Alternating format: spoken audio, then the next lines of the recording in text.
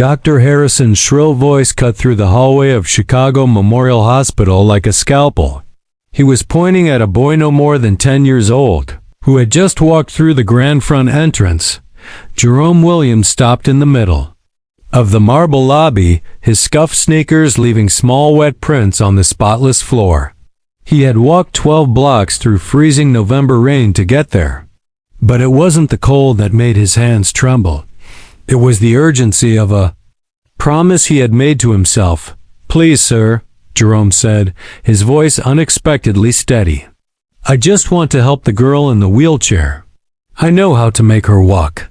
Gasps rippled through the reception area. Dr. Harrison, head of pediatric neurology and the heir to a 4-generation medical dynasty, looked at the boy as though he were a stain on his pristine lab coat. "Didn't you hear me? I called security. Street kids don't come in here and tell doctors how to do their jobs." At 45, Harrison had built his career catering to Chicago's wealthiest families, telling them exactly what they wanted to hear, even when there was no hope. Especially when it came to Emma Foster, the daughter of Dr. Michael Foster, the hospital's chief surgeon and largest donor.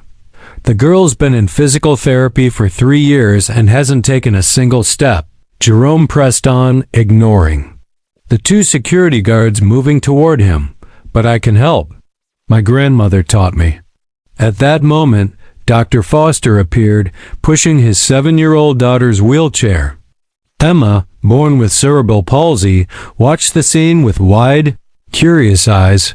When she saw Jerome, something unexplainable happened. She smiled. Her little arms stretched toward him.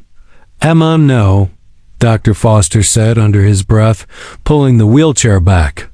"We're going to your session."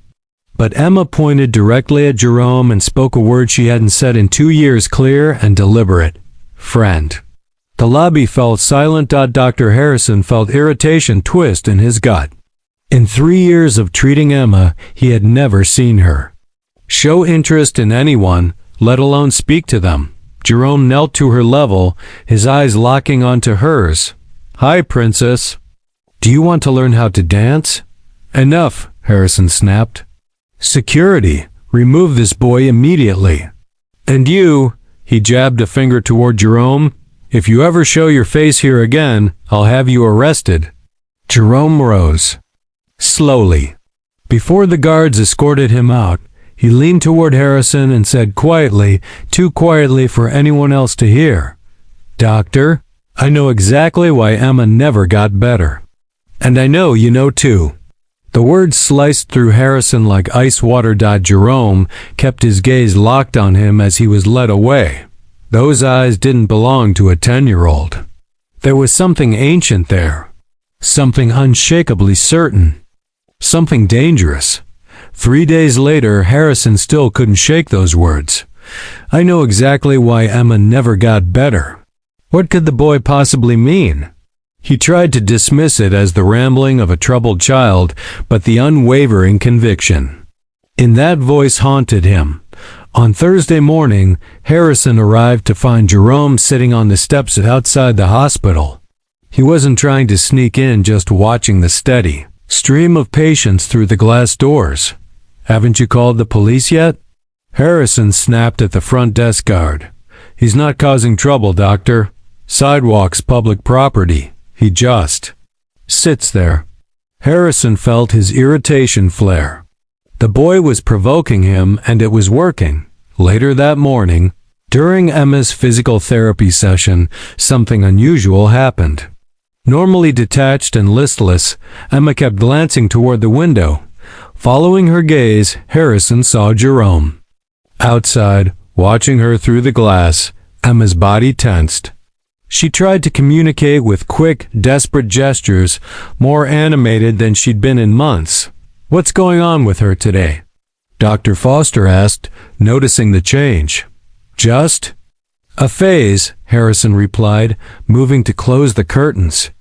"We may need to adjust her medication." But Emma didn't calm down. She began to cry, real tears of frustration, her small hands clenched. She was trying to tell them something, and no one understood. That afternoon, Harrison turned a corner and saw Jerome again, this time inside, speaking quietly with Janet, one of the hospital's most respected senior nurses. Janet looked up as Harrison approached, her expression unreadable. Jerome, however, didn't flinch. His eyes met Harrison's with the same unnerving certainty as before, like a chess player who already knew the next 20 moves. Janet's voice was calm but carried a weight that made Harrison pause. "Doctor, this boy says he's here to help Emma, and I think you should hear him out." Harrison's jaw tightened. "Janet, this is not a discussion. I've already told security," but Jerome spoke over him, his tone quiet, almost conversational. "I've seen her records. Not the public ones, the real ones. And I know why she never improves. Someone doesn't want her to." Harrison froze. That wasn't a wild guess. That was an accusation. And it was far too close to something he could never allow to be spoken. Aloud, Janet glanced between them, her brow furrowing. "Doctor, is there something I should know?" Harrison's hand curled into a fist. "Enough. Janet, go back to your station. Jerome, leave. Now." Jerome didn't move. "Emma doesn't need more medication," he said softly. "She needs someone to undo what you've been doing to her." That hit Harrison like a physical blow. He felt a flicker of panic, but quickly smothered it under a mask of authority. Security. He barked, louder than necessary. Two guards approached, but Jerome didn't resist. As they took his arms, he looked at Harrison with those steady, unnerving eyes. "You've got until Sunday," he said quietly. "After that, the truth won't be yours to hide anymore." That night, Harrison stayed late at the hospital, pacing his office. He told himself the boy's threats were meaningless, but the unease gnawed at him. What did this kid know? How could he have possibly seen those files? And what did he mean by undo? He poured himself a drink and stared at Emma's latest scan on his monitor. There was something in that image that he had long stopped questioning, something that, in the wrong hands, could destroy him. And now he suspected those hands might be very small but very determined. On Friday morning, when Harrison arrived, Jerome was already there, this time not on the steps, but sitting cross-legged in the middle of the sidewalk, drawing with chalk. Harrison almost ignored him until he caught sight of the drawing. It was a perfectly detailed diagram of the human brain marked with shaded areas, labeled in precise handwriting. At the center, in bold letters, Jerome had written, "By mid-morning, a small crowd had gathered outside the hospital entrance. Patients, nurses on break, and even a few doctors stood watching the strange little boy, who was sketching the human brain on the pavement like a street artist in a white coat." Dr. Harrison pushed through them, trying to keep his voice low. "Get rid of this now," he hissed at the guards, but Jerome didn't even look up. "If I erase it, doctor, will that erase what you did?" The question landed like a slap. Harrison could feel eyes turning toward him, curious, questioning. He glanced around, catching sight of Dr. Michael Foster stepping out of his car. Foster walked up, his brow furrowed. "What's going on here?" Before Harrison could speak, Jerome looked directly at Foster. "Your daughter could have walked a year ago, sir. She didn't because someone made sure she couldn't." The air seemed to still. "What did you just say?" Foster's voice was calm, but it carried the edge of a scalpel. "I've read her true records," Jerome replied. "The ones hidden from you. The ones that show how she was treated for the wrong thing on purpose." Foster turned to Harrison. "Is this true?" "Of course not," Harrison said quickly. "This is just a troubled child making wild accusations." Jerome stood up slowly, wiping chalk from his hands. "Then let's prove it. Bring her scans. All of them. And not just the ones you've been showing her father." Murmurs rippled. Through the crowd, Janet appeared at the edge, her expression pale but resolute. "I've worked here 20 years, Michael," she said quietly. "And I've seen things that didn't add up. Maybe Maybe we should listen. Foster's gaze darkened. My office, now, all three of us. Inside Foster's office, the door locked behind them. Jerome climbed into a chair as if he belonged. There. You can start by telling him about the injections, Jerome said to Harrison. Harrison forced a laugh. This is absurd, but Foster interrupted, his voice sharp. What injections? Jerome didn't wait. The ones that keep certain nerves from firing.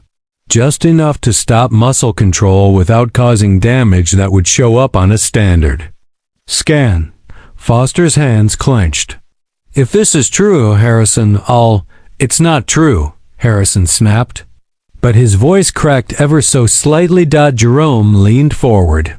You remember that rainy night 2 years ago when her progress suddenly reversed? That wasn't because of her condition. It was because someone wanted to keep her as the perfect patient, the kind that never gets better, but never dies. Foster's eyes went cold. You have one chance, Jerome said, his tone now frighteningly adult. Fix what you broke.